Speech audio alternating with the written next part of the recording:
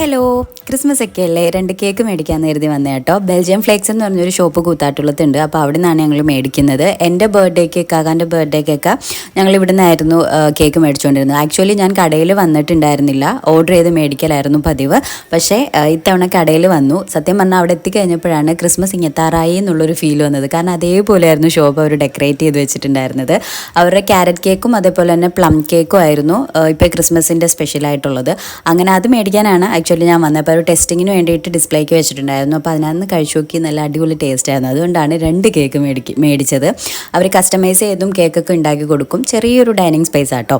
അങ്ങനെ 2 കേക്കൊക്കെ മേടിച്ചു.